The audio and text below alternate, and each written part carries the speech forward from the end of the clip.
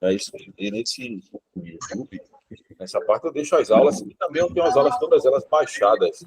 Aí, quando a pessoa quiser ter acesso, a gente vai poder, todos vocês vão poder observar isso, tá certo? A qualquer momento vocês estão de forma tranquila. Seja bem-vindo aí a pastora Ana Carolina, e aí vamos dar continuidade aqui na nossa aula. Deixa eu só ver aqui, o pessoal está falando comigo aqui no WhatsApp, para poder entrar, porque tem gente que tem dificuldade. Amém.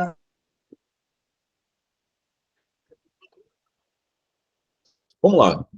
Hoje a gente vai falar sobre a propedêutica do Codicilo Paulino. Talvez, não sei se, o que é, vocês têm ideia que seja isso?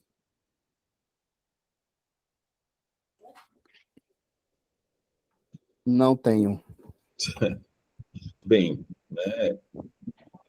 O senhor pode repetir aí? A propedêutica do Codicilo Paulino. O Júnior estudou quantos períodos de direito, Júnior? O senhor está falando línguas estranhas para mim.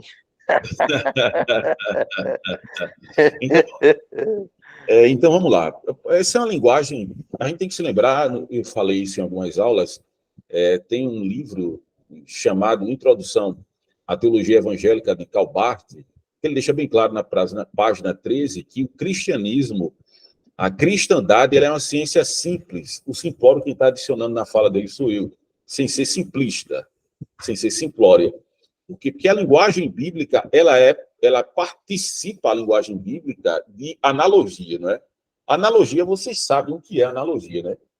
Vou dar um exemplo aqui que quase sempre eu dou, sobre eu e minha esposa. Eu estava gordinho, né? E minha esposa dizia que eu comia como uma fera ou como um leão. Ela não está dizendo necessariamente que eu sou um leão, mas existem coisas que lembram, que é, no caso, a fome. Biblicamente, a linguagem paulina e dos demais autores bíblicos, elas partem desse pressuposto de analogia. Por exemplo, eu vou citar um texto veterotestamentário de Isaías 55, verso de número 11 em diante. Assim como a nuvem e a neve, assim como a chuva e a neve descem do céu e para lá não torna, antes da semente ao semeador e ponto e come, assim a palavra que sai da minha boca não voltará para mim vazia e prosperará naquilo que a designei. Ele está fazendo, o autor está fazendo o quê? Quando ele cita que assim como a neve e a chuva descem do céu, está fazendo analogia em questão do clima que existe no quadrante, que existia ou existe até hoje no quadrante de Israel, comparando a neve e comparando a chuva, né, que vem do alto, de cima. Porque nos versos anteriores, ele também faz isso. No verso 8 do capítulo 55, ele vai dizer: os meus pensamentos são os mais altos que os vossos pensamentos, e os meus caminhos são mais altos que os vossos caminhos. Assim como os céus estão mais altos do que a terra, assim são os meus pensamentos mais altos do que os vossos pensamentos, e os meus caminhos mais altos do que os vossos caminhos. Ele está fazendo uma analogia, dizendo que o pensamento de Deus está acima do pensamento humano. E em relação à chuva, que vem de cima para baixo, é a ideia de que Deus também é superior naquilo que ele diz em relação ao homem. E se a gente for analisar o background desse texto, a aula é São Paulo, tá certo? Só estou abrindo aqui essa ideia em relação à perspectiva análoga, que sempre perene na Bíblia. E você, quando fala-se isso, ele está falando dos textos restauracionistas. Eu li Isaías, vocês sabem, quem divide também isso é Stanley Ellis, no livro Conheça Melhor o Antigo Testamento, eu dividi em duas partes. Capítulo 1 até o capítulo 39, profecias de condenação, e do capítulo 40 até o 66, profecias de restauração. Ele vai falando isso, o pessoal deveria acreditar que iriam para o exílio da Babilônia, mas Deus era fiel na sua palavra para poder restaurar o povo. Deu para entender aí, meus amados? Essa questão da analogia, a gente só não pode ser igual aquela Vitória Souza, o nome daquela moça, a suposta pastora do iPhone, essa, não sei se o nome dela aí, vocês podem me dizer. É isso mesmo, é isso mesmo. Pronto, cada analogia uma mais abjeta do que a outra. E a visão dela das analogias, infelizmente, tem nada a ver com a Bíblia, é mais uma questão antropocêntrica. Né? Tá vendo essa porta? Está aberta, mas agora está fechada. Deus está dizendo para você que essa porta está fechada, mas ele deu a maçaneta para que você possa girar e a porta se abrir. Enfim, isso aí tem a ver com coaching, e que Deus abençoe a vida dessa criança, dessa pessoa, e que ela possa mudar de perspectiva, que realmente se converta àquele Jesus e pare dessa blasfêmia. É o meu desejo. Mas, veja, eu estou dizendo isso porque eu coloquei propedêutica do Codicilo Paulino. Propedêutica é o início de um determinado assunto que vai ser tratado. Você vê isso nas questões filosóficas. Propedêutica é o início. Por exemplo, Júnior, ele pregou sobre as questões do tabernáculo, eu estava observando aqui, que ele falou da tipografia do tabernáculo de Cristo da igreja. Eu acho que foi isso, não foi, Júnior? Fez uma série de sermões mostrando isso. Estou finalizando ainda. Pronto, fez uma série de sermão em relação a isso. E ele vai, suponhamos, Júnior deu uma introdução para abordar realmente isso, e essa introdução, o nome geralmente se dá, é propedêutica de um determinado assunto. Propedêutica é o início, né, do que a gente chama codicilo. Codicilo é uma linguagem que existe no termo jurídico, o codicilo, e existe o testamento. O testamento, necessariamente, é um documento jurídico. Na questão do codicilo, necessariamente não se precisa de ter testemunha diferente do testamento da pessoa que está deixando. O codicilo era um pequeno documento em que as pessoas deixavam as suas últimas vontades, tá certo? E a gente colocou o Codicilo Paulino, né? Por quê? Deixa eu aqui. Porque é a última disposição e vontade, nada mais nada menos do que o Dr. Gentile, para que a igreja desse uma continuada. O Simon, ele deixa uma coisa interessante, citado em William Buckler, né, que Paulo ele passa a chama do evangelho para Timóteo e assim dá perpetuidade à historicidade da igreja. Vou fazer outra pergunta aqui a vocês, por favor, me respondam. Cristo nos chamou para ganhar almas, sim ou não? Também. Foi esperto, né, Júnior? Também. Mas, a priori, ganha almas faz parte da questão do que realmente a igreja deve fazer. A igreja não deve ganhar almas, a igreja deve discipular.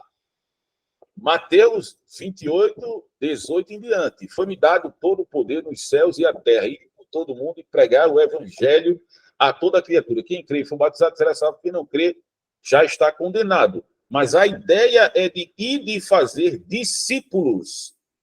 Discipulado é diferente de ganhar almas. Discipulado é a questão de temporalidade, de cristalizar Cristo no âmago do coração das pessoas, que é totalmente diferente. E a ideia de Paulo é ele deixa bem claro que a ideia que é deixada em 2 Timóteo, que é o codicilo de Paulo, porque ele não precisa de testemunha, mas ele revela a sua vontade, demonstrando a carta mais pessoal. Qual o codicilo de Paulo? Qual é a carta? Me digam aí. Gálatas ou Tessalonicenses? 2 Timóteo, que é a última carta dele. É a última, né? É a o última. O codicilo tem a ver com o último. A última vontade e o último desejo de uma pessoa. Certo. Eu E confundi sabe que está com certo. o que é início. Porque no caso, embora que Gálatas também, as cartas que você citou, cita o desejo de Paulo e a sua última vontade, né? Mas declaradamente é 2 Timóteo, né? Que está entre as cartas pastorais. Esse termo pastoral é uma designação mais recente. Quem diz isso é Paul Watson, que é citado por Grant Osborne no livro Espiral Hermenêutica. E esse Paul Watson, ele deixa bem claro que ele começou isso, ele chama de cartas pastorais, né? Que é 1ª e 2 Timóteo, Tito e Filemon, tá certo? E essa propedêutica do Código Paulino, a gente vai ver algumas disposições que Paulo utiliza. É engraçado porque, se a gente for analisar 2 Timóteo a partir de um léxico, né, ou lembro de uma chave grega, do Wiffield, tem uma chave grega, ele vai dizer que é onde Paulo utiliza mais os verbos no modo imperativo. E existem alguns tipos de modo imperativo, né, como Daniel Wallace vai dizer, e existe o imperativo de ordem que é dado de um superior a uma pessoa que é inferior. E, no caso, quem está dando é Paulo ao jovem pastor Timóteo, que tem vários problemas. Um dos grandes problemas é a perseguição que é dada da igreja. Queria que vocês saibam que essa carta ela é escrita embevecida com sangue. Vocês sabem disso, né? Como é, mestre? Não entendi. Essa é a última carta do apóstolo Paulo. E essa carta ela é cunhada e embevecida com o sangue dos mártires. Porque a partir do dia 24 de julho de 64, né, Nero ele dá um decreto no dia 17 a 24 de julho, Nero querendo, com a sua megalomania, querendo reconstruir Roma ao seu bel prazer, porque os imperadores antigos, né, faraós e outros, eles ficavam conhecidos pelas suas questões arquitetônicas monstruosas. Herodes mesmo conseguiu, por isso que Herodes ele reconstrói o templo em Jerusalém e outras coisas que ele faz, principalmente fazendo a sua pousada lá em Massada, que é um dos refúgios finais à perseguição que existe contra os judeus na queda de Jerusalém em 73. E o que acontece? Nero querendo reconstruir a cidade, ele coloca fogo em Roma, inclusive tocando a sua harpa, dedilhando a sua harpa. E nisso, ele precisa de um álibi para transferir a responsabilidade a pessoas, porque ele não queria que aquilo caísse sobre os seus ombros. E ele encontra um álibi perfeito. Qual é?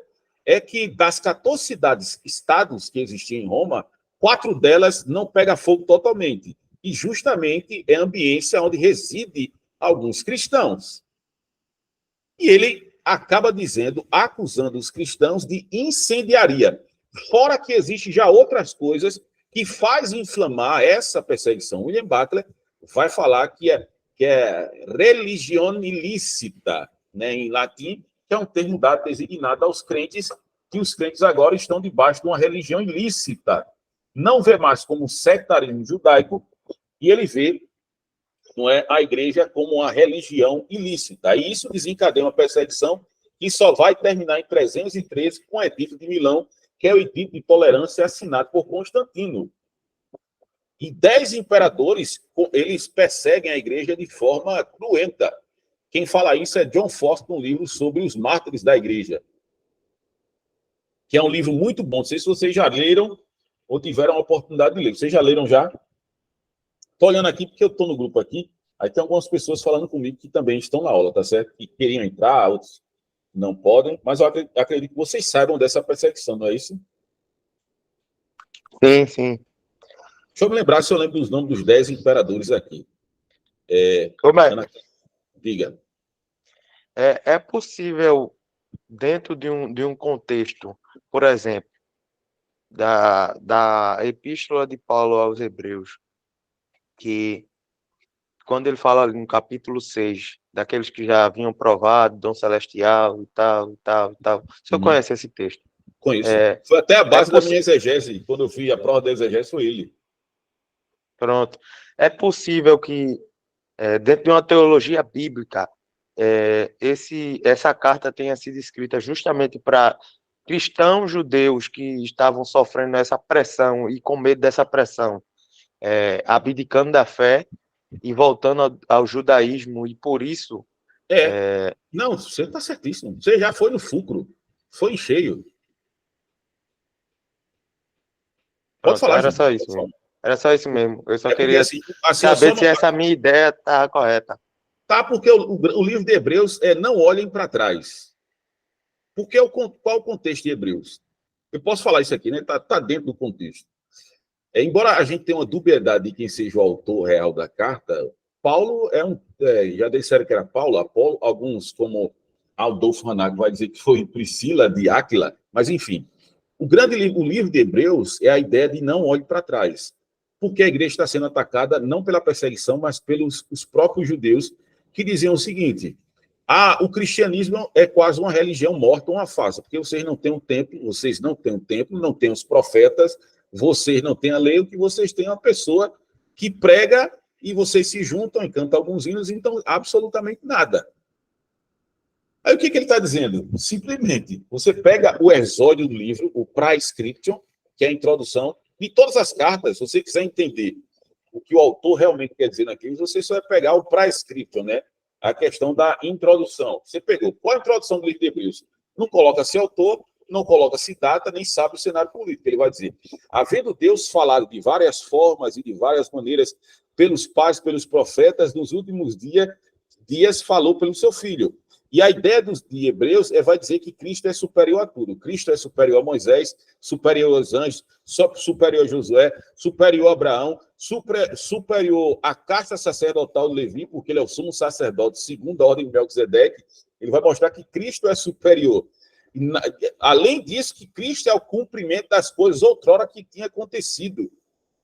E o livro de Hebreus, no capítulo 6, quando ele vai falar sobre isso, é que a igreja está sendo sob ataque, e alguns cristãos, eles estão com desejo, né, de apostatar, porque eles vivem pela ornamentação e pelo encanto, supostamente, do judaísmo, do segundo século.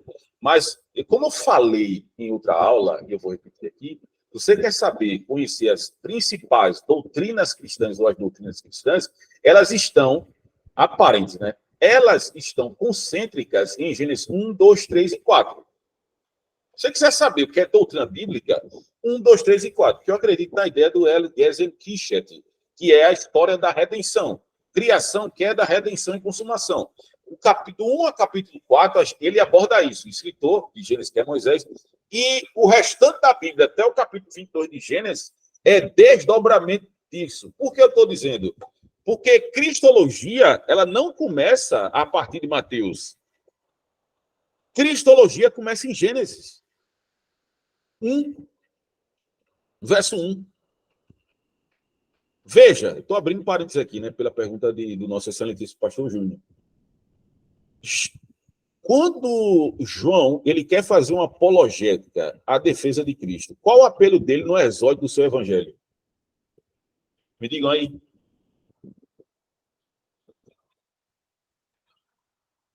Capítulo 1, né? Sim. Do Evangelho. Sim. Qual a defesa que ele faz? Repete, por gentileza, quando João o quê? Ele quer fazer uma defesa da fé, porque a igreja... Eu já falei isso aqui, mas eu vou repetir. Lembre-se que todas as cartas que estão escritas, epístolas ou livros, independente do seu contexto literário, ele é uma resposta a, principalmente situacional, daquilo que está acontecendo na igreja. Quando ele quer fazer uma defesa apologética, o que é que ele escreve? Ele está falando de cristologia alta, que é a parte cristológica, uma das mais altas na nova aliança, é João capítulo 1. E ele está defendendo o que ali? Contra quem? Contra o gnosticismo, provando que Cristo era divino, né? Também. Essa é uma parte. E a outra?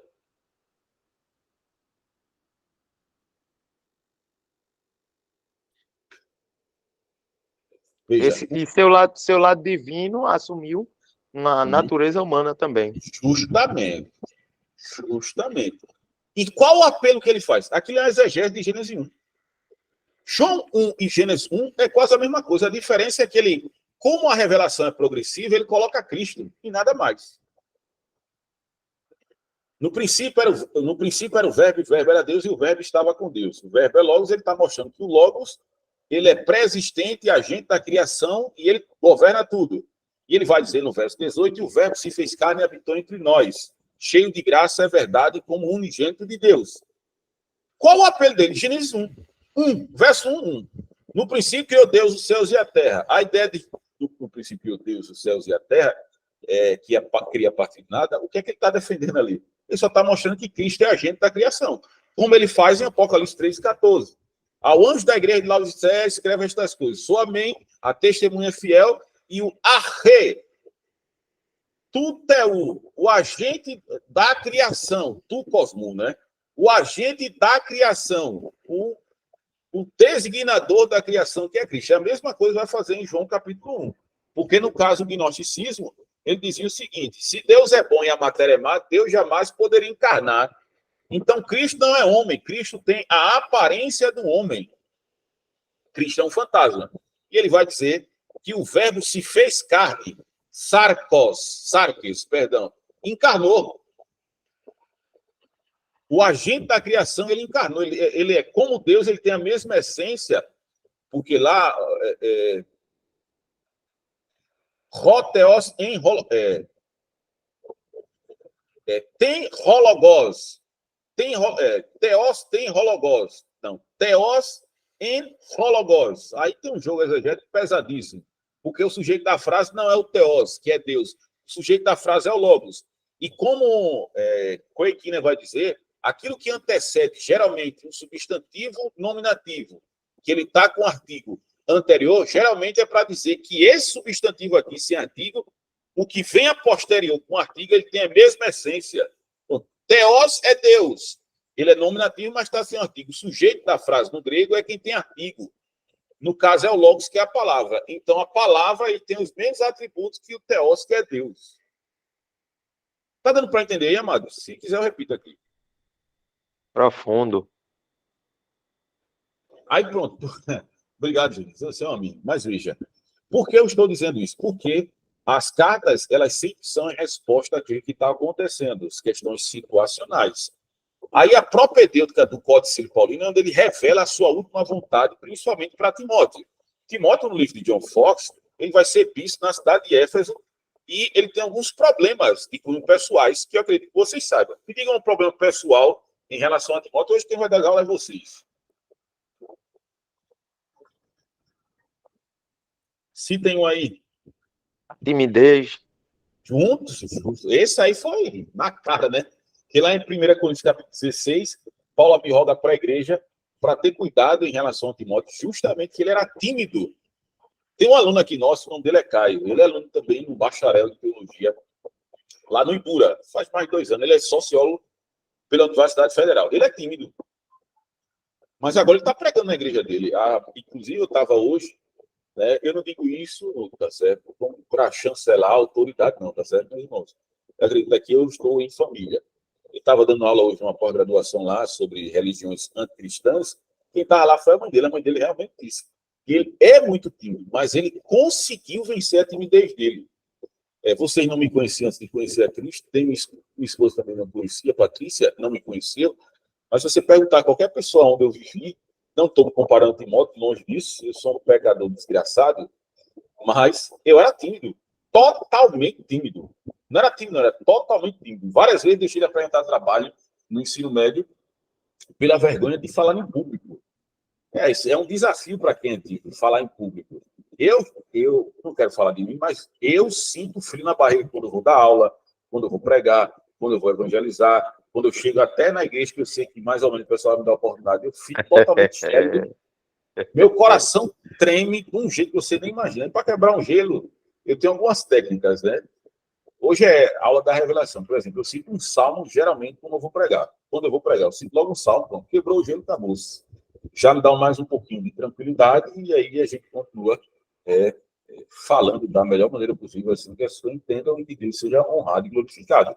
Timóteo era tímido. Outro problema, doente. Por isso que a recomendação de Paulo para Timóteo é que ele tome um pouco de suco de uva, né? Oinos. E para as pessoas que descem bebida alcoólica, estão dizendo que Paulo, né, está mandando ele tomar vinho, mas a bem da verdade é um suco de uva, né? Para que possa diminuir a sua dor estomacal, que é o que eu digo, que ele tinha uma úlcera em relação a isso. Outro problema é que ele é filho de um casamento misto. A mãe dele é judia e o pai dele é grego. Que é outro problema, principalmente para quem está no mundo onde existe um judaísmo muito forte, e você vê ele crescendo. Isso é uma conjectura, né, que a gente pode ter. Embora que Paulo disse que ele aprendeu da sua avó Lloyd, da sua mãe Eunice, mas você pode perceber que ele está dentro do mundo totalmente helenizado. Mesmo a sua mãe e a sua avó sendo judias, ele só vai circuncidar quando o apóstolo Paulo encontra ele, em Atos capítulo 16. Então, quer dizer que até certo ponto existe uma influência muito grande da parte da família do pai dele, do pai dele, que era grego. Mestre, diga, mestre. É possível afirmar que ele também era solteiro? Sim, claro, era comum ser solteiro no primeiro século, né? A ideia da questão do celibato era muito comum em pessoas que se dedicavam à própria vida para viver para Deus. Por exemplo, Orígenes fez isso. Orígenes, quando o pai dele é morto devido à perseguição, ele quer torar o órgão genital dele, né? Fazer uma autocastração para morrer como mártir. Que ele não queria casar e dedicar totalmente a sua vida a Cristo. Eu pergunto isso porque eu fiz uma live, eu acredito que o senhor lembra, com o Everson, que é outro professor também em teologia. Eu vi lá. E aí, uma das perguntas de outro pastor aí, já de nome, conhecido, tal, enfim, estruturado, de família. Ele perguntou para mim, como você, sendo pastor novo, é casado, é claro, mas não tem filho, consegue orientar uma mãe, por exemplo, que tenha filhos e esteja enfrentando dificuldade. Aí a minha resposta foi abrindo a Bíblia, porque é a Boa Bíblia que resposta, né? vai, Boa que vai resposta, muito boa orientar, essa resposta. não é? Porque se for pela prática, Paulo nunca poderia falar sobre casamento. Embora exista uma questão sobre que Paulo era viúvo, principalmente com a teologia liberal é que vem aparecer isso. Mas, contudo, todavia, abrindo a Bíblia, lógico. A Bíblia vai abrir e vai mostrar isso claramente que a Bíblia é que deve ser o vox dele. É porque ele parte... Professor, Diga, reverendo Fábio Gomes. inclusive em 1 Timóteo, no capítulo 2, e o versículo 9 em diante, a gente observa que ele mostra, né, os deveres das mulheres cristãs. Mas aí, nesse ponto, ele já estava casado para ele se referir A aos resposta deveres? não. Eu não concordo com isso, não, viu, Fábio? Eu não estou em simbiose em relação a esse pensamento que Paulo era casado. Mas ele mostra aqui dali pela prática cristã e pela maneira. Por quê? A gente tem que se lembrar que a mente de Paulo, veja só, Paulo não tem a ideia que a gente tem hoje do que é o cristianismo. Professor, a gente está melhor do que ele? Claro que não. Mas Paulo ele é um judeu convertido. Ele é um judeu, tá certo? Não um judeu messiânico, que judeu messiânico não existe. Isso é um monstro que as pessoas criam, porque todo judeu messiânico ele anula a pessoa de Cristo, porque eles repetem um sabelianismo, que é heresia na história da igreja, que foi condenado em concílio e tudo. Mas ele tem essa imagem do judaísmo. E qual é o apelo de Paulo na construção da sua textura, né, argumentativa? Velho Testamento, que a gente chama de Velho Testamento, que é errado também dizer isso, tá certo? Mas ele apela para as escrituras, né, veterotestamentárias, para poder falar sobre isso. Não tem problema nenhum, né? Paulo ou qualquer outra pessoa falar sobre casamento. Por exemplo, esse argumento que Júnior colocou é quase um argumento feminista, porque as feministas dizem que o homem não pode falar sobre aborto porque o homem não engravida. Não é? É complicado mesmo. É verdade. Foi justamente a questão da minha pergunta, foi justamente a questão do que o pastor Rogério falou, né? Quando alguém fez justamente essa pergunta dele não ter filho e como é que ele poderia dar algum ensinamento se ele não tem a convivência de filhos, né? Se ele não tem aquela reunião familiar que contenha filhos. Então, a gente percebe aí a questão da sua resposta, né? Que vai se encaixando. E vejam bem, vocês podem falar a hora que quiserem, tá certo? A gente está aqui para aprender junto, meus irmãos. O Júnior me conhece um pouco, né? Pouco assim, já conhece uma vez, eu não tenho preocupação nenhuma, né? Eu quero aprender junto com vocês. O amaldiçoado Paulo Freire, ele disse uma coisa que é interessante, né? Quando eu aprendo, eu estou ensinando, e quando eu estou ensinando, eu estou aprendendo. Então, vamos lá. E existe a grande perseguição, né? A perseguição que passou na mão de 10 imperadores. Deixa eu ver se eu me lembro aqui o nome deles em ordem, né? Aí começa com Nero, né? Em 64 ele dá o decreto. Começa com Nero, depois Diocleciano, que é aquele que lança João na ilha de Patmos, no sistema prisional de segurança máxima, porque reza a história, a lenda, de que ele tentou matar João jogando ele num tacho de óleo quente, não matou, então jogou ele lá na ilha de Patmos, né? Aí vem Marco Aurélio, que é o terceiro, Trajano e Severo, que é o quinto. Aí vem Máximo, depois Décio, Valeriano, né? Aureliano e Diocleciano, que foi um dos piores, até chegar ao Edito de Milão. São quase 3 séculos de perseguição em relação aos crentes. Até Tertuliano chegou a dizer que o sangue dos mártires no chão é a semente do evangelho. Eram dadas algumas sentenças capitais. Uma era jogar os crentes no Coliseu Romano para ser devorado pelos leões da Líbia ou lutar contra os gladiadores aparentes sem armas. Tem essa, né? Lutar contra os gladiadores sem arma alguma. Depois, ou poderia ser decapitado, se fosse cidadão romano, como alguns dizem que Paulo foi, como Eusébio de Cesareia, na história eclesiástica, crucificados, como Pedro foi, disse também que Pedro foi crucificado em Roma, a história me diz isso. Eu estou dizendo porque a história me diz isso, que eu não posso dizer algo que eu não tenha noção, algo plausível que tem como dizer isso. É a história da igreja, também não estou negando a tradição oral. Porque a gente tem que ter cuidado. A lenda diz, né, a história diz que ele morreu pediu para ser crucificado de cabeça para baixo, Pedro, e queimados em praça pública. Trajano foi um dos que colocou os crentes para acender as luzes perto da sua casa, né? Para ver os cristãos, colocava-se o que nós chamamos de piche, não é hoje, colocava a família inteira lá, e acontecia isso. Muitas pessoas se converteram justamente porque os crentes, eles acreditavam fielmente, porque os ídolos romanos, como eram muitos, só podia que acreditava em qualquer um, né? Se desencadeasse a perseguição, as pessoas poderiam dizer isso.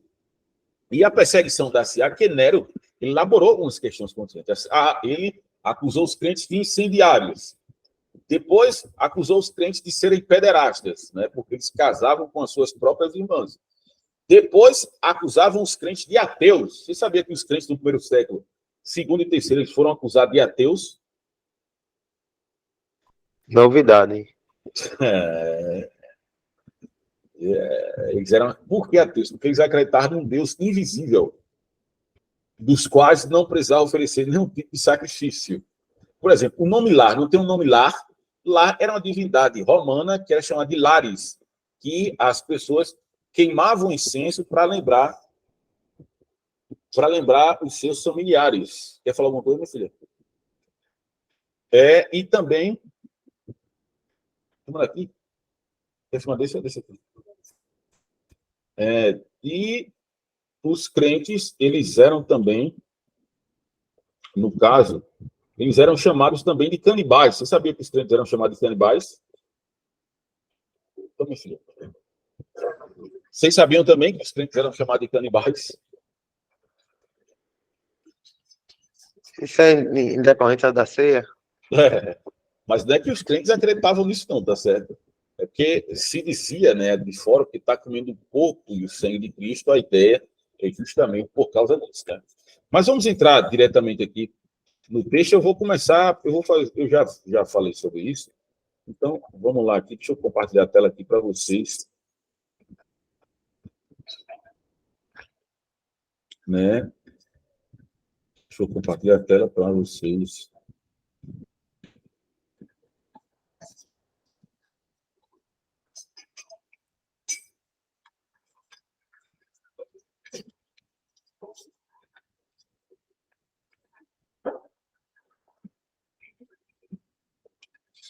Isso a gente já falou, não é? Assertivas do atestador, né? O que é isso? As assertivas do atestador são... Vocês estão me escutando? Som aqui, som certinho? Sim, sim. Sim. Pronto. Então, vamos lá. A existência da continuidade ministerial é que Paulo ele faz esse repasse, nada mais nada menos, para Timóteo, não somente ele, mas também para outras pessoas, das quais ele deixa bem claro. Ele sabe que vai morrer diferente da sua primeira prisão, na sua segunda prisão, quando ele está na prisão ou em Cesareia de Filipe, ou na prisão Marmetina, que ele sabe que ele vai sair da cadeia e roga, principalmente para a igreja em Filipe e também a igreja em Éfeso, para que os cristãos orassem em seu favor, porque ele sabia que ia sair da cadeia. No caso ele já diz, não é? Ele está oferecendo, 2 Timóteo, capítulo 6, capítulo 4, verso 6 e verso 7, ele vai dizer: eu já estou sendo oferecido por libação. Essa expressão de libação, de sacrifício, não é uma visão grega, mas essa libação, no contexto grego, era utilizada para pessoas, não é, que ofereciam a sua vida ao seu Deus. E o apóstolo Paulo está vendo isso como um rito sacrificial veterotestamentário, e isso faz parte da linguagem paulina.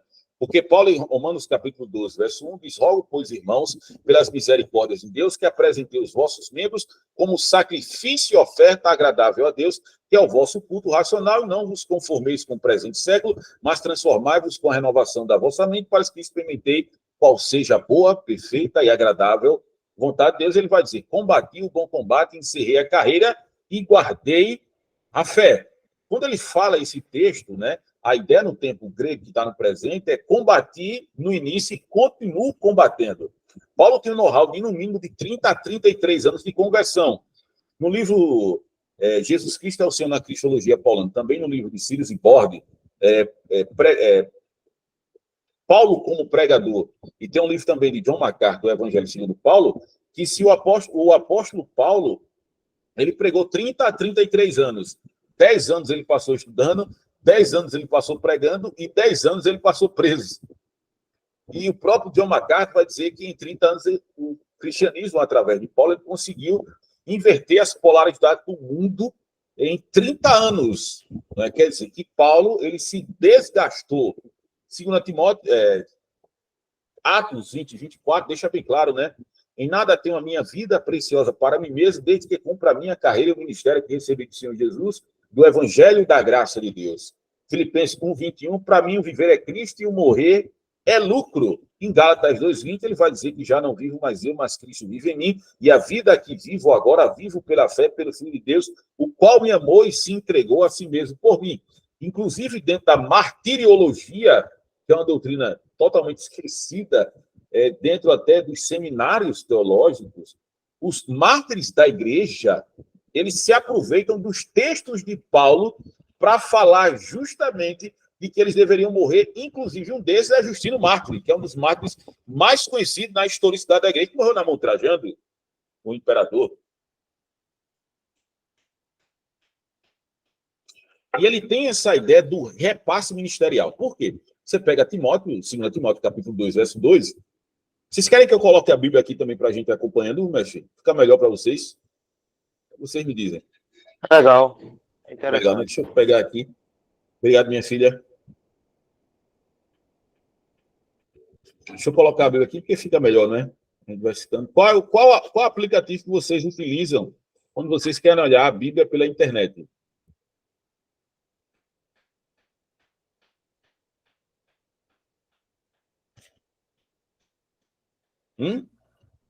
Eu uso o Logos. Ixi, tu compraste, Eugênio? Não, no caso é Fábio.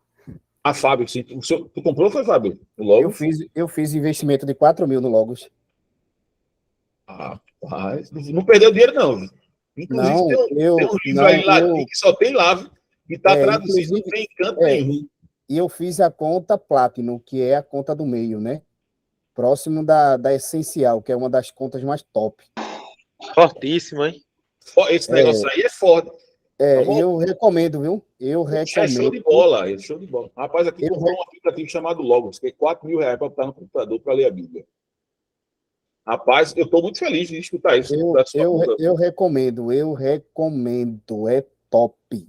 É muito bom, cara. Muito. Eu nunca, assim, né? Eu, antes de fazer esse investimento, só tomando um pouquinho do seu tempo, antes de fazer esse investimento. Fique à vontade, menino. Depois de uma dessa, quer dar aula no meu lugar? Não. É isso, mestre. Não faço negócio desse, não. Depois desse investimento, né? Antes de fazer o investimento, a gente já tinha feito muitas pesquisas, já tinha procurado, já tinha. Eu digo, não, a gente só vai saber depois que eu fazer o investimento. Então, aí, quando eu fiz o investimento, realmente eu fiquei, assim, fora do comum, na verdade, né? Porque ele apresenta um conteúdo riquíssimo, sem contar que os livros, ele dentro do próprio aplicativo Logos, né? Ele tem uma parte nele que, quando ele abre, ele apresenta, você faz uma gestão no aplicativo, e que quando você abre uma Bíblia, né? E ali você tem a Bíblia hebraica, você tem a Bíblia de várias traduções, então, assim, é muito enriquecedor. É fora do comum, ali é fora do comum. É top mesmo. Sem contar que os livros em inglês, né, dentro dele mesmo já tem uma tradução em que você abre a Bíblia em inglês ou o livro em inglês do lado, e a tradução ela já discorre do outro lado. Então você... É show. Eu fiquei muito feliz, entendeu? É muito bom. Isso aí eu vou até pedir a Deus aqui, orar bem muito para aparecer um dia desse para eu investir também. Porque isso aí é pro resto da sua vida. Isso aí é o maior investimento que você tem, não tem comparação. E sem contar que eles fazem atualização semanal. Inclusive eu tenho, só no aplicativo, eu tenho equivalente a mais de 1.200 livros, sem contar que uma boa parte em inglês, que são livros que não vão ser traduzidos nunca. Você não vai encontrar nunca. Isso, é verdade, você não encontra. São livros que eu abri assim e digo, rapaz, nunca vi esse livro em tal lugar, e ali você encontra livros que você fica de boca aberta. Rapaz, depois de uma dessa aí, a gente vai ter que juntar um dinheiro aí. Nem que seja o caso, vender um rim, não é, Juninho? Só sei que deu aí uns 4.200 por aí, mas aí eu vou confesso ao senhor que eu não me arrependo, não. O acesso é individual, é? Sim. O acesso é individual, não há como ter um compartilhamento, até porque eles estão em atualização constante. Então, é justamente para não ocorrer aquela pirataria, né? O outro aplicativo, o pessoal o pirateou. Eu tenho ele no computador, mas eu nem uso, mas é bom. Ele não se compara ao Logos, mas ele também é bom. Sim, mas o logo já tentaram de várias formas, mas não consegue porque tem uma equipe, né, que eles detectam quando há uma forma de utilização do aplicativo errônea. Então, eles caem em cima e fazem uma atualização. Então, assim, aquela forma que alguém poderia extrair alguma coisa, cai na conta lá do camarada, aí é top, é top. É top, isso aí é top. Então, vamos lá. Quando é que Paulo disse? Muito bom isso aí, o Fábio Gomes. Orar a Deus para a gente ganhar na Mega Sena e a gente poder comprar um aplicativo desse, né, Júnior? Mas vamos lá. Mas vamos lá. Carol está participando da aula, ela tirou o fone, não sei se ela está participando, se ela está ainda. Eu acho que não, está sem colocar aqui. Talvez ela esteja aí fazendo a doutora, mas a aula está gravada, ela pode assistir depois. Vamos lá. A existência de continuidade ministerial, o repasse da instrução. Deixa eu ver se dá para mostrar para vocês aqui. Compartilhar essa guia. Está mostrando aí agora? Pronto. Isso aqui é para quem não tem dinheiro. O professor que tem um salário perto do zero, aí ele coloca aqui o Bible Hub. Né? Aí, aprendi com o Paulo André desse aí. Tem o Bible Hub e tem o Study Light. O Study Light ainda é mais profundo. Vamos lá. 2 Timóteo capítulo 2 tem aqui as várias versões, né? Ele vai dizer assim: e as coisas que você ouviu dizer na minha presença de muitas testemunhas, confia a pessoas confiáveis que também estão qualificadas para ensinar as outras. Aqui em grego, a expressão, né?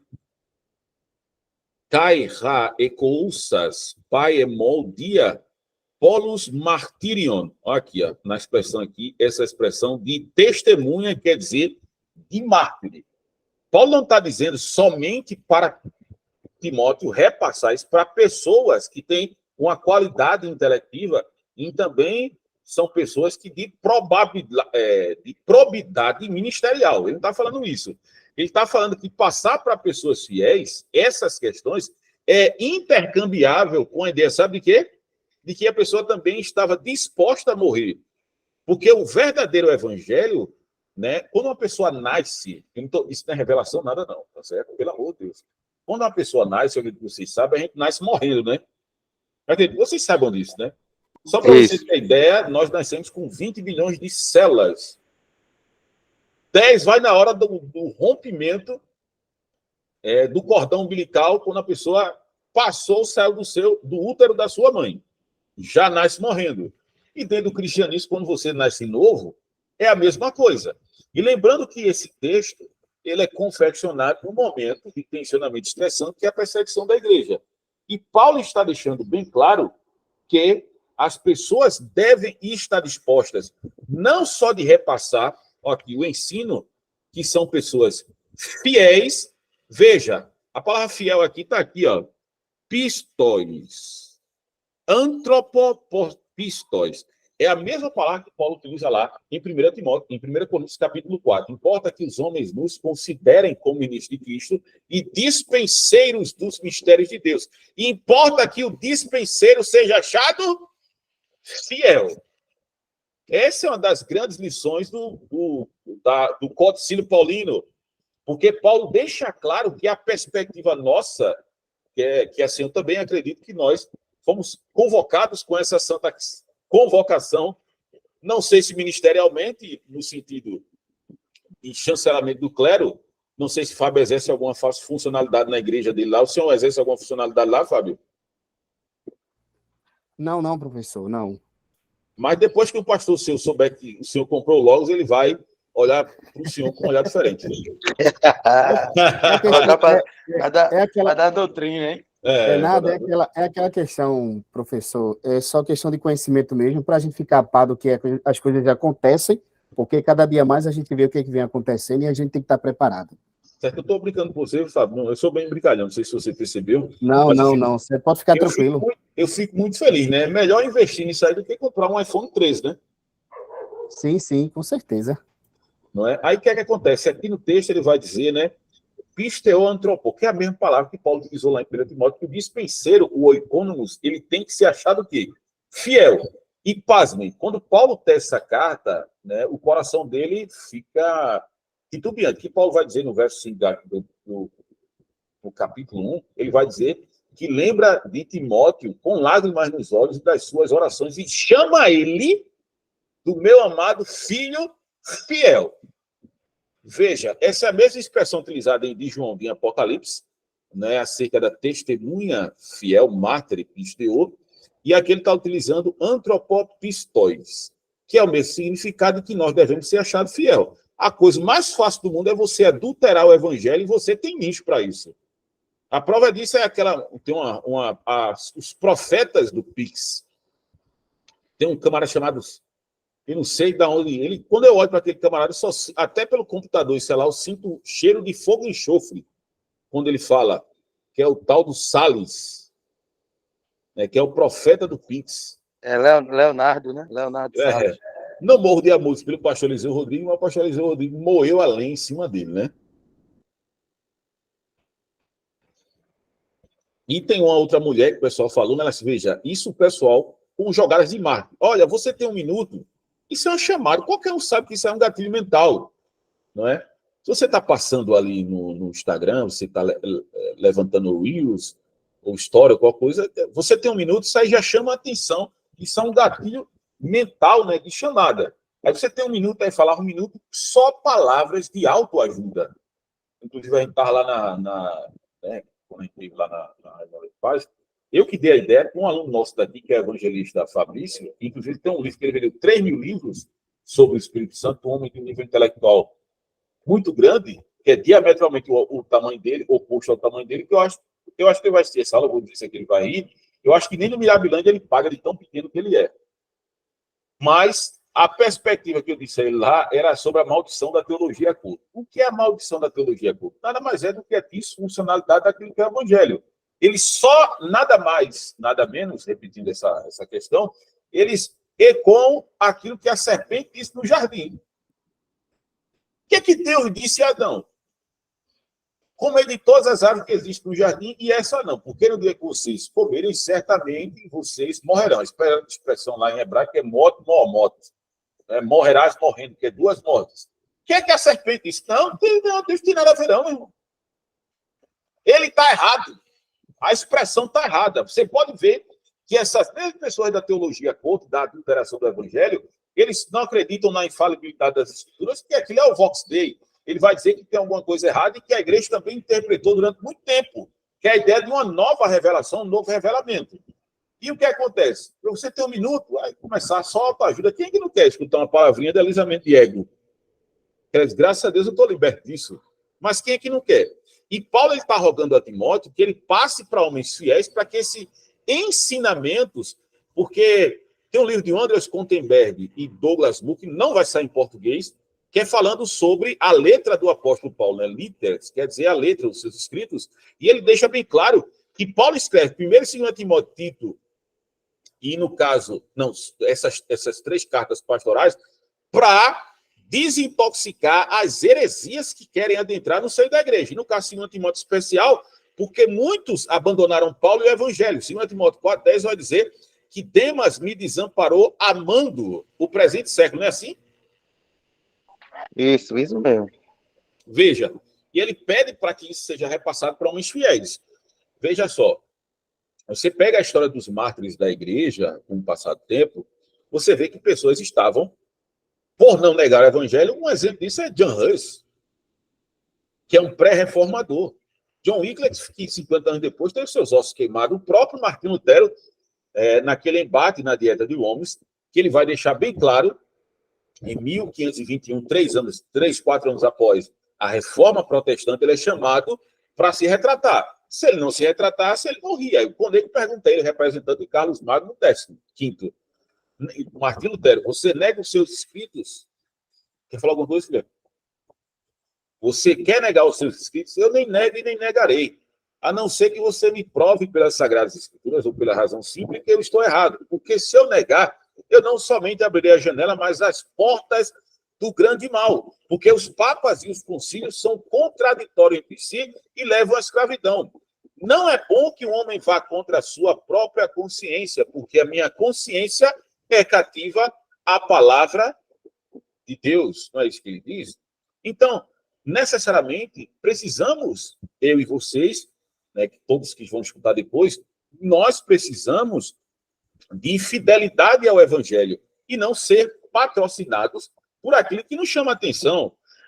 Como Vernon, ele diz o seguinte, Mergog Vernon, eu posso encher a igreja com revelação e profecia, coisa mais fácil do mundo. Depois que disser que Deus mandou dizer e começar com sugestionamento, já levou mais de 50 a 70 pessoas. Mas também eu posso esvaziar uma igreja pregando o livro de Romanos.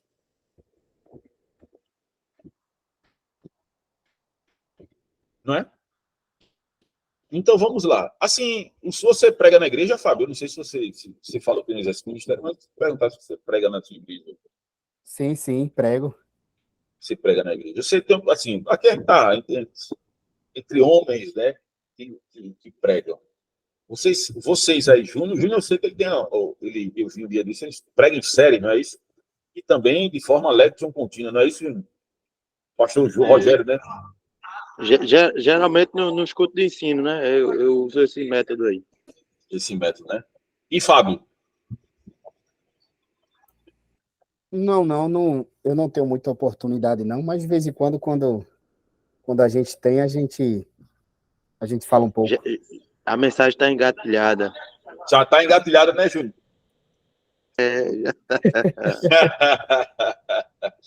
Então vamos lá. Senão a gente não vai. Nós estamos aqui há 1h17 minutos conversando, né? A conversa está bem tranquila. Deixa eu ver aqui na apresentação. Eu vou agora compartilhar mais uma vez a ideia aqui dos imperativos que imperam. Vocês têm uma ideia mais ou menos disso? Eu até falei no começo. É que são dados muitos imperativos, né? No texto bíblico que Paulo utiliza em 2 Timóteo. Quem, não sei se o Fábio também estudou um pouquinho de língua grega, não tem absurdo nenhum, quase igual ao português.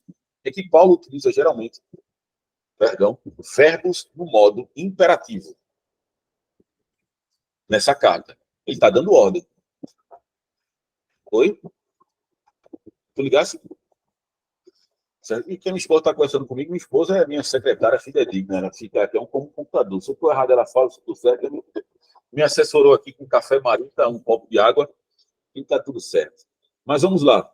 Imperativos que imperam. O primeiro deles é 2 Timóteo, capítulo 2, verso 15. Vocês lembram o que é que diz lá? Deixa eu botar aqui para vocês verem. 2 Timóteo, capítulo 2, verso 15.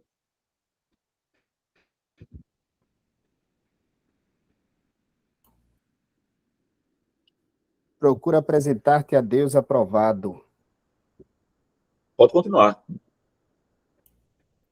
Como obreiro que não tem de que se envergonhar, que maneja bem a palavra da verdade. Que maneja bem a palavra da verdade. E aí, meus irmãos? Vocês concordam que a W. Tozer disse que para fazer um pregador de verdade ou um ministro dura 20 anos?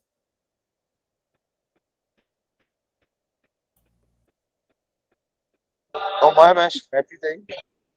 A W. Tozer, no livro Conhecimento dos Santos, ele diz, né, que para se fazer um homem de Deus, um pregador, deve-se, né, fazer isso com 20 anos, que um verdadeiro homem de Deus, pregador no caso, não é feito da noite pro dia, né? Coitado de nós, né? Eu não tenho nem 20 anos de evangelho. O Júnior tem 25 anos, 26. O irmão também é jovem, né? O senhor também é jovem, né, Fábio? Sim. Eu não sou jovem, não, tá? Tô dizendo, o senhor? Jovem casado. Jovem casado, já está aí com muita dor de cabeça. Mas, Eu me lembrei agora quando o senhor falando isso aí, eu não acredito que seja, eu acredito que foi Charles Spurgeon quando ele disse o seguinte, que prefere ensinar uma pessoa a orar do que 10 a pregar. Eu não sei se é isso mesmo. é isso mesmo. E ele está certo. Não é isso? E ele está certo porque tem um livro, não sei se vocês leram, que é de suma importância. Eu li, são uma série de 3 livros. Se você leia Lições para os Meus Alunos, que é o livro 1, 2 e 3, de Charles Adams Spurgeon. E ele diz uma coisa bem interessante nesse livro. Se nós lermos todos os comentários bíblicos, se nós conhecermos das línguas originais, se nós formos excelentes pregadores, mas se nós não clamarmos exclusivamente o Espírito Santo, nós não fizemos absolutamente nada. Isso mesmo. Isso é verdade. Concordo. Concordo, porque assim, a oração é que nos molda, né? E quando um pregador cai, ele cai porque ele deixou de orar. Quando nós caímos, né? Quando nós caímos, eu estou falando de cair necessariamente porque é um escândalo, mas nós ficamos mais fraquinhos na fé quando nós não oramos. Não sei se vocês já perceberam isso, né? Eu tenho percebido isso. Né? E como A.M. Baldwin diz no livro, um homem que ora, ele para de pecar. E o que continua pecando é porque ele deixou de orar. E se eu não estou enganado, é John Charles Allen, ele diz que oração e pecado são duas coisas que não podem ocupar o mesmo espaço. Não estou dizendo que a pessoa que ora vai ter a ideia da impecabilidade, porque isso é até heresia, porque a impecabilidade só cabe à pessoa de Deus. Não é? Só cabe à pessoa de Deus essa ideia, não é, da impecabilidade. Mas por que é um imperativo que impera? Porque em 2 Timóteo 2,15, perdão, a ideia do prepara-te, não é isso? A ideia Seria do uma ordem, professor? Oi? Seria uma ordem? Claro, é um imperativo, ele é um oristo, tá certo? Oristo. Não é nem tempo presente, nem futuro, nem passado do grego. É um tempo, aoristo. E quando ele está casado com o verbo imperativo, quem diz isso no caso, Daniel Watts, na sua gramática grega, ele dá a ideia que é algo que não tem temporalidade específica para acabar. É uma ideia de continuidade. E veja, a ideia de se preparar, ela é contínua. E a palavra preparar, não é, o spoldaço, não é, em grego, que é...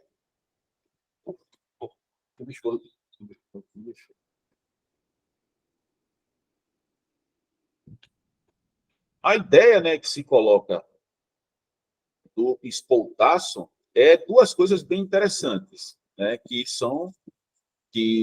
tem vários significados. Uma é se preparar rapidamente. Não estou dizendo que as coisas devem ser feitas rápidas, mas a ideia do espoldaço é uma pessoa que faz as coisas rápidas. Quer dizer, se é para estudar, a gente não pode procrastinar que diz respeito de aquisição de conhecimento divino. Por isso que eu acho, eu não sei se os irmãos concordam aqui, o pastor Rogério e o Fábio, vocês concordam com a ideia de que Charles Haddon Spurgeon dizia, o púlpito não pode ser dado a preguiçoso. Sempre eu concordei com essa frase dele. Veja. Repita, mestre, por favor. Que o púlpito não pode ser dado ao preguiçoso. Com certeza. Não é? O Spoldazo, ele diz, a pessoa que se faz as coisas de forma rápida, faz as coisas de forma com diligência, se desgastando, né, plenamente, e agir com fervor. Essa é a ideia do Spoldazo, né? De se esforçar, de ter diligência, é aquilo que Martim Lutero falava acerca dos assuntos de respeito à obra de Deus. Ele sempre foi ágil em relação a isso. Inclusive, no livro do George, do Timothy George, História dos Reformadores, Teologia dos Reformadores, eles eram obrigados, dentro do monastério, a estudar de forma a se desgastar totalmente. Inclusive, pegarem doença de tanto estudar e não comerem por causa disso. E assim, uma pessoa... Pessoal, vocês que estão na igreja, eu estou acostumado a isso, né? Por exemplo, eu vou fazer um curso gratuito na igreja. ou em outros momentos, rapaz, pessoas que são presbíteros, pessoas que são diáconos, pessoas que são pastores, né, negam-se veementemente a estudar. Eu vejo um problema que talvez isso aí advém de uma falsa autossuficiência. Eu tenho um pastor que é amigo meu, o pastor Luciano, que é da Presbiteriana Fundamentalista, a exegese é monstruoso. Monstro. No sentido bom da palavra. É um portenta, como Martin Lutero dizia. Ele é um conhecimento, e ele sempre está estudando como pastor. Vocês, Júnior, como pastor, não está impedido de não estudar há muito tempo. Ou ele estuda, ou Deus bota outro lugar de brincadeira. Mas tem que estar estudando sempre. Né? Tem uma moça que ela fez um filme chamado... Eu não sei o nome dela, eu sei que o nome dela é Ana. Né? Diabo... Filha! Não tem um filme chamado Diabo Veste Prada, né? Que é uma marca, né, de roupa. É isso mesmo. Aí tem uma moça, né, que faz um filme, eu não sei o nome dela, eu não acompanho o filme, enfim, eu não sei quem é. E só sei que o pai dela deu um conselho interessante. Sabe o que o pai dela disse? Nunca se case com um homem que a televisão é maior do que a sua biblioteca. Isso é o que ele disse. E dentro do que se diz respeito à cristandade, porque nós lutamos contra 3 adversários. O que disse é Leonardo Ravenhill no livro O Porquetar do Plano Avivamento. O mundo, o diabo e o mundo. Nossa carne, ela milita para que nós não aprendamos. Pode ter disso. Para orar, a gente sempre arruma uma desculpa. Sabia que nós, muitas vezes, arrumamos as desculpas de que nós estamos estudando para nós não orarmos? Isso é uma desculpa. E a questão... Verdade. E o estudo, veja só, é aquilo que Jonathan Edwards dizia. Aprenda as coisas de Deus para que você mude. Ele tem até um sermão, que o nome do sermão é Leia a palavra de Deus contra você. A Bíblia não é somente informação, a Bíblia é transformação. E lembrando que aquilo que o livro Conhecimento dos Santos, de A.W. Tozer, ele diz o seguinte: cuidado para vocês não fazerem como os judeus, que caíram porque leram mais as notas de rodapé, as explicações, né, dentro do Talmud, do Gemara e do Mishnah, que inclusive eles mataram Jesus por causa disso, pelas questões dos costumes. Mas esse imperativo é um verbo imperativo da aquisição do conhecimento, ela deve ser contínua. E a aquisição do conhecimento não é simplesmente o fato, tá certo? Do conhecimento horizontal. Eu falo do conhecimento horizontal de respeito a uma própria leitura bíblica. 1 Timóteo, capítulo 4, verso 13, Paulo dá outro imperativo lá. Persista em ler. A palavra persistir lá é proecho, em grego, que tem a mesma ideia, numa tradução, de uma pessoa que é viciado. E vocês sabem que o vício, ele libera um neurotransmissor chamado dopamina. Quanto mais você tem prazer naquilo, a ideia de satisfação devido a esse neurotransmissor vai aumentando. Por isso que uma pessoa que utiliza crack, ela se vicia rápido, porque o nível de dopamina quando ele utiliza é muito elevado e depois cai muito rápido. E ele tem que estar utilizando aquela substância constantemente. Com o passar do tempo, ele fica psicoadaptado e tem que utilizar dosagem maior. Veja o que a Bíblia diz de forma no know-how do S. Gelsenkirchen, desde o Antigo Testamento. Salmo 1. Bem-aventurado o varão que não anda segundo o conselho dos ímpios, que não se detém no caminho dos pecadores e nem se assenta na roda dos escarnecedores. Antes tem o seu prazer na lei do Senhor e nela medita de dia e de noite. A sua vida será como árvore plantada junto a ribeiros de águas, cujas folhas não caem, dá um fruto na estação certa e tudo quanto fizer prosperará. Depois vai dizer, antes, Josué, capítulo 1, verso 8. Ele vai dizer: não cesse de falar do livro desta lei, antes medita nele de dia e de noite para fazer conforme tudo quanto nele está escrito, então prosperarás e serás bem-sucedido no teu caminho. Salmo 119, verso de número 11. Escondi a tua palavra no meu coração para não pecar contra ti. Verso 9. Como purificará o jovem o seu caminho observando a tua palavra? Salmo 119, 1, 2 e 3. Bem-aventurado aquele que tem prazer na lei do Senhor e medita de dia e de noite. Depois ele vai dizer no verso 73, foi-me bom ter sido afligido para que aprendesse a tua lei. Verso 99, Tenho mais conhecimento do que os sábios, porque eu medito na tua palavra. Salmo 119, verso de número, se eu não estou enganado, o 88. Para mim vale mais a palavra da tua lei do que os milhares de ouro e de prata. Verso 156, perdão. Desgarrei-me como ovelha perdida, mas busca o teu servo, porque eu amo a tua palavra. E Martinho Lutero dizia que, na página 99 do livro de John Theodore Miller, que cita Martinho Lutero, como é que se faz um teólogo? Quais são as palavras? Oratio, meditatio, tentatio, factium, teólogo. A oração, a meditação e as provações diárias é que fazem um teólogo. A oração para você ter iluminação do Espírito Santo, para ter o desenvolvimento intelectivo, para obter discernimento espiritual e entender os significados e os nossos pecados, não obterá o conhecimento correto das Escrituras e a meditação, que inclusive Paulo diz a Timóteo, né, em 1 Timóteo, capítulo 4, verso 13. Ele vai dizer, no verso 13, ele diz, persiste em ler. No 15, ele vai dizer, medita nestas coisas, se nela ser diligente, para que teu progresso seja observado por muitos. Tem cuidado de ti mesmo e da doutrina, persevera nessas coisas, porque fazendo assim, tanto salvará a ti mesmo, como aqueles que te ouvem. E pela falta de conhecimento, né, de uma cognição bíblica, é que nós estamos vivendo esses penduricalhos em relação à igreja. E esse imperativo de aquisição de conhecimento deve ser algo que deve ser constante nas nossas vidas, deve ser entranhado. Eu digo que eu estou numa defectibilidade muito grande em relação a isso. Por quê? Vou dizer aqui agora, vou revelar meu pecado a vocês. Pode revelar pecado numa live. Veja, numa aula, né? Eu decorava muito versículo bíblico. Muito. Hoje eu já não faço tanto. Eu me lembro quando decorei o Salmo 91. Me acordei citando o Salmo 91. Né? Eu meditava, né? Eu gostava muito. Eu ficava imaginando, pregando. Eu disse, Deus, eu li um livro de Billy Graham sobre discipulado, quando ele esteve aqui no Brasil. Eu não era crente ainda, mas ele falava sobre a questão de você decorar versículos bíblicos, porque é como se fosse uma gaveta. E quando você precisasse na sua vida, o Espírito Santo ia falar com você aquele texto que você decorou. Inclusive, não somente isso, mas também quando você estivesse pregando, o Espírito Santo ia lembrar você, né, essas coisas.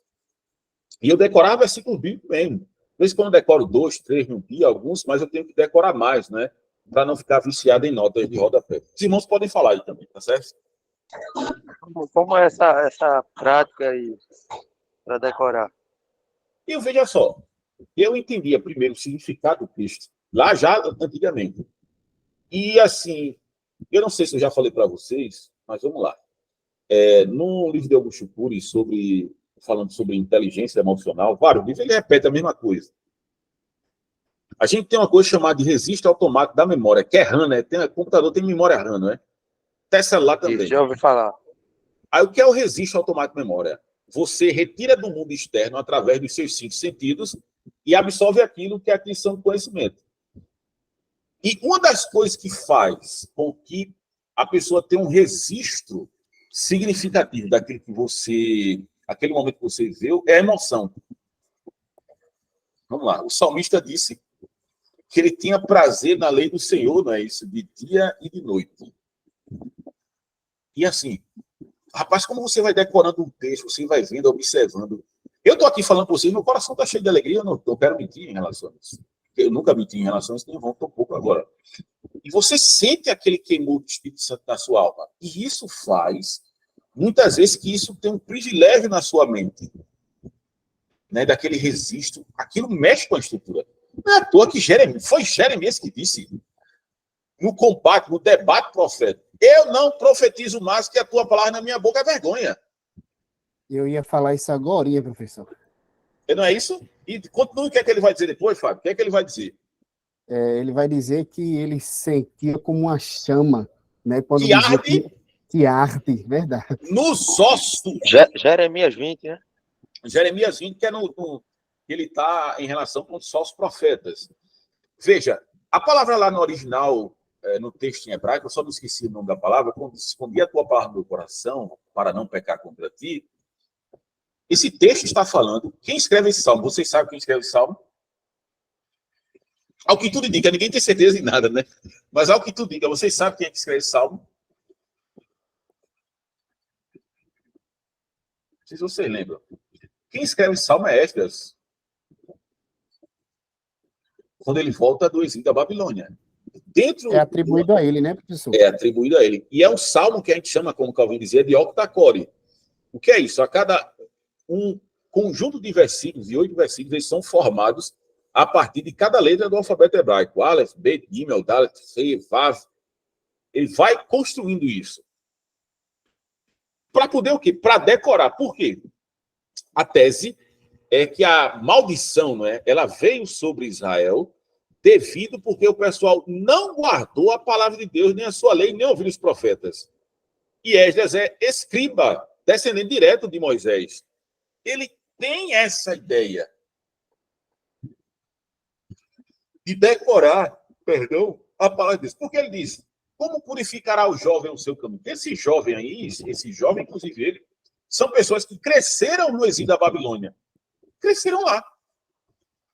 Num objeto totalmente... Como é que ele vai purificar sua alma?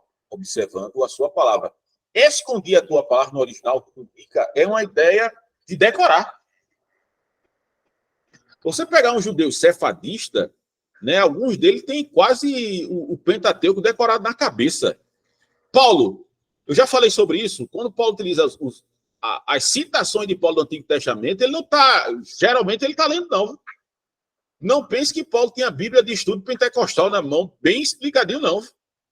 Ele tinha um rolo, depende aí de 60 metros, se for o livro de Isaías, que foi achado lá nos manuscritos de Corã.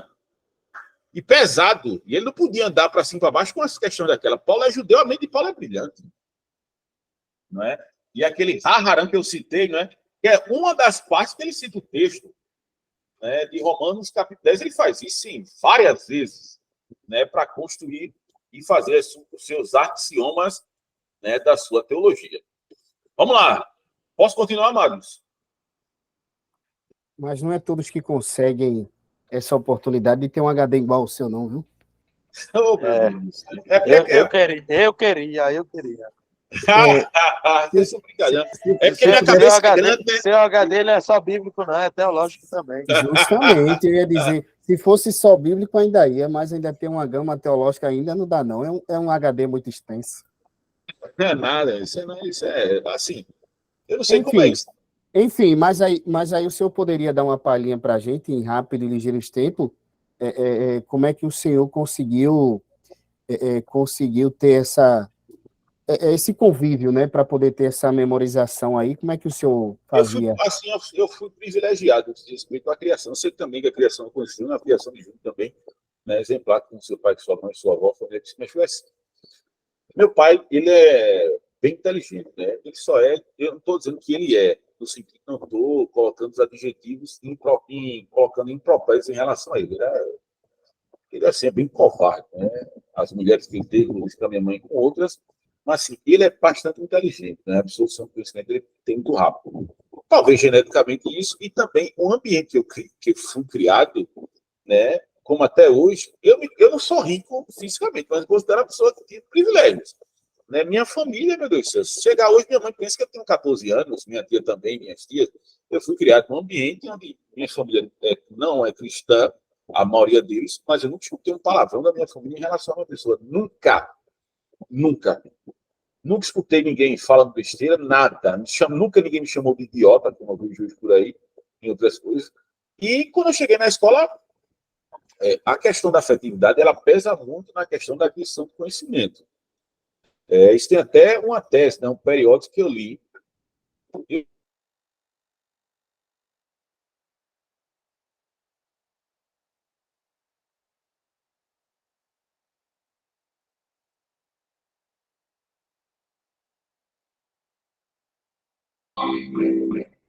Então, mestre.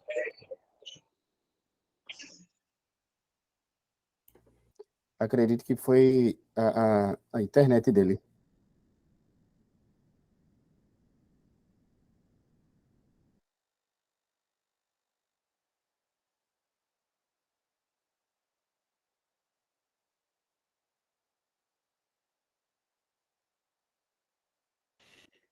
Eu saí da reunião, não sei como foi isso, não. Som, ok, som. Vocês estão me vendo agora? E som. Sim, estou ouvindo o seu, claramente. E essa questão, Estou ouvindo. né, que eu sei que aconteceu.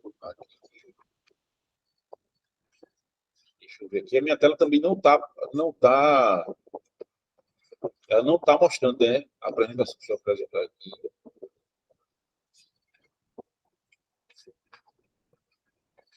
E a questão da afetividade, ela presa muito esse aspecto em si. Aí eu fui no mundo, né? Conheci outras coisas, não vou entrar em aqui. E quando eu voltei na igreja, né, eu senti esse desejo de orar, né, de ler a Bíblia. Eu lia a Bíblia, eu decorava os textos, eu ficava falando para a parede, falava na igreja, eu pensava que todo mundo, né, falava vários versículos decorados, porque geralmente o evangelismo, quando a gente é evangelizado pelos crentes da Assembleia de Deus, são pessoas que têm uma mente muito brilhante, né? A Assembleia de Deus faz jogral decorado. A maioria das igrejas batistas que eu fiz parte, o pessoal lia o jogral. Assembleia não. Lá na cidade, no centro do Recife, e eu pensava Sim. O pessoal, ele é muito bom em jogar. Mas a Assembleia de Deus, quando a pessoa se converte no movimento pentecostal, ele já nasce cristão, e já nasce de novo 80% sem homileta, né? Pregador. Ele já nasce assim. E o que é que acontece? Mas aí o seu dia a dia aí na memorização, como era aí essa rotina? Eu ficava decorando texto, ficava lendo texto e falava comigo mesmo, depois só lia mesmo, decorava, enfim. Quando eu via, tinha decorado algumas coisas, eu preciso melhorar muito, eu preciso decorar no mínimo uns 2, 3 versículos por semana, né? Foi uma métrica que eu fiz. E até era para decorar um texto em grego por semana, também que eu fiz. Estou em pecado, né? Porque eu não estou fazendo isso, né? Votar e não cumprir o voto, é melhor não ter votado. Né? Eu não fiz voto a Deus, estou brincando, mas era para fazer isso, né? E assim, eu tenho, graças a Deus, eu tenho um tempo também, né? De algumas coisas, por enquanto, eu também, digamos que desempregado, enfim, vai ajudando, né? E quando eu entrei dentro do curso do seminário, né, eu vou citar aqui, o pastor Arthur está aqui, né? O pastor Arthur tem a versão aí. Tem um professor nosso chamado Gaspar de Souza, não sei se Júnior já ouviu falar dele, que é presbiteriano. Agora ele está fora do Ministério Pastoral porque ele se separou, né? Infelizmente se divorciou. Você, Júnior, conhece? Conheço não. Ele não cita a Bíblia, ele raramente cita o texto da Bíblia, mas a mente do cara citando os textos teológicos é monstruoso, né? É monstruoso. Ele é monstro. Rapaz, é porque ele deixou, acho que, enfim, esse problema que teve na vida do relacionamento dele. Teologicamente, eu não conheço ninguém tão preparado que nele, não. Ninguém. Pode botar aí. Qualquer um teólogo desse daí que aparece no Reino Sol, perto dele é uma criança. Eu sei do que eu estou falando. Viu? Eu sei do que eu estou falando. É uma criança perto O senhor, com a sua memória, está falando isso, eu me calo. Júnior, eu estou dizendo, porque assim, ele era orgulhoso demais, muito soberbo, ignorante com os alunos, enfim, é um negócio totalmente chato. Mas Eu gosto muito também, professor, daquele pastor Zé Gomes também. Ele é bom. Camarada, Ele é, tem uma mente... ele é bom. Ele não é ruim, não. Ele é bom. Ele domina o grego também legal. Grego, ele domina grego, né? Domina, É. assim, citação, algumas coisas assim, ele é bom. Ele é um pastor muito bom, né? Ele estava aqui em Abreu, um dia desses, vocês sabem. Foi perto da minha casa aqui, não tem a igreja de Abreu Lima, a sede. Eu moro em Paulista, ele estava lá em... Foi ontem. Ou foi ontem. Não é? E assim, eu tive muito contato, eu era batista, mas eu tive muito contato com o pessoal da Assembleia de Deus, né? A Assembleia de Deus, o pessoal pode dizer, nós fez, mas hoje não, né? Mas as pessoas antigas da Assembleia de Deus, o avô de Patrícia era analfabeto. 60 anos da Assembleia de Deus evangelizou o Miroeira todo. Ele e o pai de Erja Cabral, que eram amigos quando tinha 30, 25 anos de Assembleia de Deus, evangelizavam por aqui, Corneta. O avô de Patrícia, ele tinha uma inteligência tão elevada. Ele era analfabeto, mas ele teve 12 filhos, enfim, não justifica. Mas ele escutava a pessoa lendo o texto da Bíblia e decorava o versículo, a pessoa citando o texto. Fazia uma homilia e não vai ler o texto, que o pessoal chama de a leitura oficial dentro da Assembleia. O cara lia o texto e ficava olhando para aquela pessoa lendo o texto e decorava. Eu conheci um presbítero que ele já morre no Senhor, que ele falava a Bíblia melhor do que quem lia, porque ele não sabia ler. Justamente ele citava pelo que ele ouvia. Né? E algo assim, né? Absurdo. Não, Tem um não, presbítero isso aqui na aí, igreja, 76 anos de idade. E sempre que ele recebe oportunidade para pregar ou dar uma palavra, ele tem vários versículos decorados. Fez, tá vendo? Eu conheço ele, Júlio? Não, não conheço não, né? Eu acredito que não. É o presbítero Manuel Aguiar. Ele não sabe ler, mas ele tem vários versículos decorados. Né? não. O que eu conheci, ele era fora do comum. Ele citava 1 Coríntios, capítulo 1, todo, sem É, faltar um A e um I. Eu é nunca bom. vi coisa daquela, nunca. Agora também quando ele dizia assim, presbítero fulano de tal está escalado para tal lugar, eu podia estar onde for, eu ia de paletó, sentar de Veja, paletó de todo jeito, mas eu ia ouvir ele. pronto. William Carey, se vocês ouviram falar de William Carey, pai das missões modernas, ele está até citado no livro Heróis da Fé. Eu e Patrícia assistiu o filme dele, né? Enfim, não vamos entrar em detalhes, mas William Carey, para ele ganhar um Novo Testamento em grego, ele com 10 anos de idade, sabe o que ele fez? Ele citou o Salmo 119 todo e ganhou o Novo Testamento em grego com 10 anos de idade. Eu acredito que daqui a uns 20 anos eu consigo. A gente consegue, tudo é possível, é o que crê, né? A gente fala isso para as questões de porta de emprego e outras coisas, mas isso acontece na vida da gente. Meus irmãos, Nada vou que uns continuar 20, mais. nada que uns 20 anos a gente não consiga. A gente pede graça a Deus, Deus vai dando sabedoria, ainda mais vocês aí que estão à frente do ministério, não é? Que é algo assim que deve ser observado. Então vamos lá. Ele vai dizer, prepara-te como obreiro, que é o imperativo, né? Está no modo imperativo aqui nesse site, dá para ver aqui, ó, V-A-M-A, né?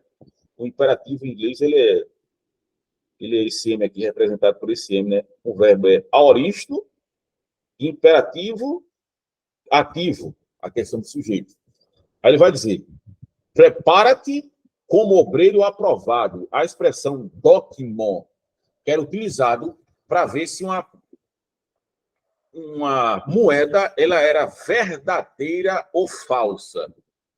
Era utilizada essa expressão para provar, né, para ver se era verdadeira ou falsa, se ela não tinha aquela questão das ligas, que o pessoal, quem trabalha com isso, origem, sabe, né? Que a prata ela deve ser queimada ao máximo para tirar toda a impureza e ficar só o ouro. A ideia que Paulo diz, né, de obreiro aprovado, que se apresenta diante de Deus, é a ideia, logicamente, que ele está falando de santidade, além disso.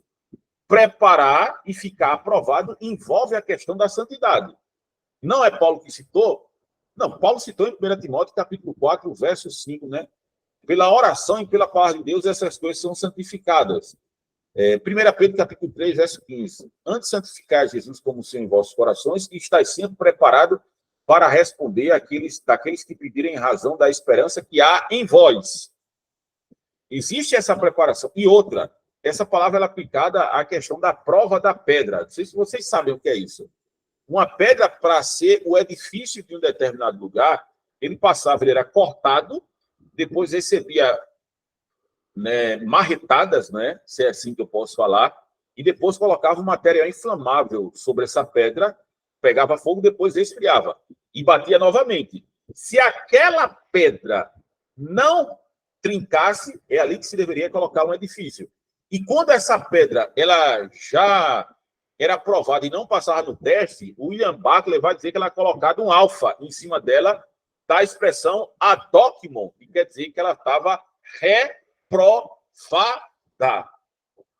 E o dokimon que Paulo está dizendo, né, que ele deve ser provado para mostrar se realmente ele é capaz de exercer o ministério.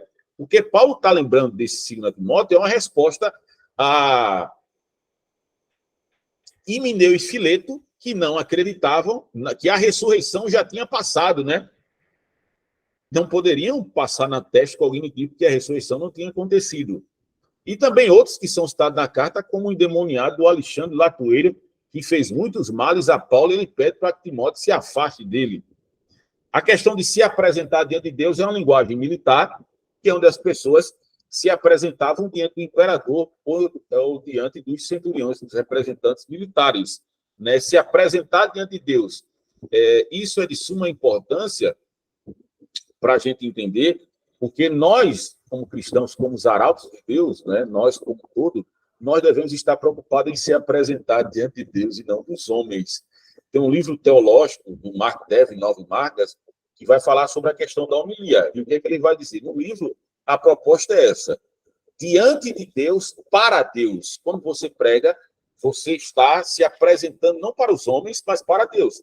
Quando inverte essas polaridades, o nosso discurso vai para o Vox Populi, Vox Dei. A voz do homem, a voz de Deus e a voz do povo, e não tem nada a ver com aquilo que é o Evangelho. Aí vamos lá. Se apresentar diante de Deus, para que não o trabalhador, né, como trabalhador, a palavra ergatem, que vem da palavra aqueles trabalhadores da vinha, que é utilizado na parábola, né, da vinha, né, do trabalhador da vinha. É a palavra, da onde vem a palavra ergonomia, que é ligada ao trabalho. Né? Ergonomia é um princípio doutrinário administrativo das pessoas que trabalham em um ambiente, na administração em qualquer lugar, onde pode se unir a qualidade da ambiência para que a pessoa possa ter um melhor trabalho, né? Principalmente naquele ambiente de telemarketing, que é hostil demais. Uma pessoa que trabalhou nisso sabe, né? E tem que ter um ambiente que favoreça para que a pessoa se torne mais eficaz. Martim Lutero dizia, né, as escrituras são a nossa vinha da qual devemos trabalhar todos os dias, que não tem que se envergonhar. Aí, a palavra cortar aqui, que é ortotó, monta, onde vem a palavra do verbo ortotomeon, é o corte. O incrível que pareça, o corte aí é de cima para baixo. Paulo está fazendo a analogia daquelas pessoas que cortam o couro, que Paulo, a funcionalidade dele, ele aprende com seus pais, ele é fazedor de tenda, não é? E o que acontece? O corte ele deve ser de forma correta. Uma, para não estragar o couro, daquele que foi cortado e cortar errado, e aquela peça não servir para fazer mais a tenda, e o corte ele tem que ser de cima para baixo. Tem muita gente cortando, né? Só de forma horizontal, né? Para que as pessoas tenham aderência mais coletiva em relação ao Evangelho. A palavra da verdade. 2 Coríntios 13:8, ninguém pode ir contra a verdade, a não ser a própria verdade. E a verdade, biblicamente, é a pessoa de Cristo. Nós devemos, é aquilo que Martim Lutero diz, né? Cruz sola nostra est teologia. Somente a cruz de Cristo é a nossa teologia. Falar a mentira é como João 8,44 vai dizer: vós quereis satisfazer a vontade do vosso Pai, que ele foi homicida desde o princípio, não segundo a verdade, e quando ele fala daquilo que é peculiar, é mentiroso e é o pai da mentira. Falar a palavra da verdade. Alguém quer falar alguma coisa, meus irmãos? Pode falar aí, hein? Pode continuar, pessoal. A gente já passou aqui, a gente vai dar em outro momento, dar continuidade. A conversa está gostosa, né? Mas a gente vai. Tá bem interessante, tá certo? A gente vai parar essa aula aqui. Quero agradecer a vocês. Tem que falar lá. Se tem alguém que quer falar mais alguma coisa, quer acrescentar alguma coisa, Fábio, a dona Carol, o pastor Rogério, querem acrescentar alguma coisa? Me tire uma dúvida, professor. A questão qual o livro ou o comentário que o senhor usa do significado das palavras que foi comentado em 2 Timóteo, capítulo 2 e 15. Esse texto aqui, esse My Bible é bom. Só isso aí mesmo. Colocou o Bible Hub. Deixa eu colocar aqui. Deixa eu mostrar aqui para vocês. Aqui. Pegou aqui, ó. Clicou na palavra dessa, ela vai direto. Mas eu utilizo mais o que eu tenho no celular, que é o aplicativo My Bible. Não sei se vocês conhecem. Eu até postei no grupo, depois eu vou postar de novo. Você vê aqui, ó, o site é em inglês, nada mais do que eu uso esse também. Você vem aqui na aba... que o senhor falou. Pronto, botou aqui, ó. Pronto, tá aqui. Você vem aqui, ó, aqui a palavra, ele vai mostrar o que é verbo, até a questão fonética, né? Porque é espoldadzo, né? Que é um zeta, né? Espol, né? Dadzo. Ele vai mostrar aqui as palavras aqui. Você vem aqui, ele vai mostrando. Esse é um, né? No caso, esse é qual o aplicativo? Não, isso é o site, Bible, olha aqui, ó. Não, esse aí eu tô com ele já também. Pronto, eu utilizo o My Bible, né? Um aplicativo no celular. Eu vou fazer outro vídeo e vou mandar para vocês, colocar no grupo. O senhor não estava, e eu vou mostrar para você utilizar essas palavras. Olha só, tem que só ter um cuidado, tá certo? Isso é uma dica aqui para você. O cara, quando vai tá estudando grego, aí às vezes, quando você for fazer uma homilia, na execução, tem que ter cuidado para não ficar não, porque o grego diz isso, o grego hebraico, tem que ter só um cuidado aí para a homilia não ficar chata, né? Como, pessoal, a audiência ela não tem essa robustez, né, para falar sobre isso, tem um pouquinho de cuidado, mas a gente vai mostrando aqui. Tá certo? Isso dá uma significação muito grande, né? Na hora você tem que ser muito simples o possível, né? É, o mais simples possível. Só não pode ser Usa a simplista. expressão, a ideia. A ideia de um texto é isso aqui. Pronto. Melhor ainda, né? Para o pessoal não ter problema. Eu uso dessa forma também. Pronto, muito bem. Eu vou mandar lá no grupo, eu vou mandar esse site, esse e o Estudo Live, que são muito bons para poder fazer isso, ajudar muito na exegese. Depois o senhor, se puder, um tempo, o senhor manda para mim lá, por favor. Mando sim. Tá certo? O aplicativo mais baixo. Vamos orar, encerrando aqui, agradecendo a Deus por esse momento. Quer falar alguma coisa, Carol? Então vamos orar, né? Agradecer a Deus por esse momento. E é nosso pastor Júnior, ore aí, encerrando em nome de Jesus. Nossa aula. Certo? Amém. Oremos. Querido Deus, Pai amado, Deus bendito, santo, queremos te agradecer que tu nos concedeste nessa noite de estarmos adquirindo tanto conhecimento. Queremos te louvar pelo nosso professor, já sua família, quero pedir sobre a vida de cada um que aqui participou das aulas, possamos adquirir, guardar o conteúdo que foi ministrado, possa continuar nas nossas vidas, nos dar uma noite de paz, descanso, possamos continuar fazendo tudo isso nós pedimos e agradecemos em nome de Jesus. Amém. Amém, meus irmãos. Qualquer coisa, vou falar no grupo lá. Deus abençoe a todos vocês, em nome de Jesus. Certo? Amém. A paz do Senhor. Amém. Amém. Pode ser. Amém. A paz.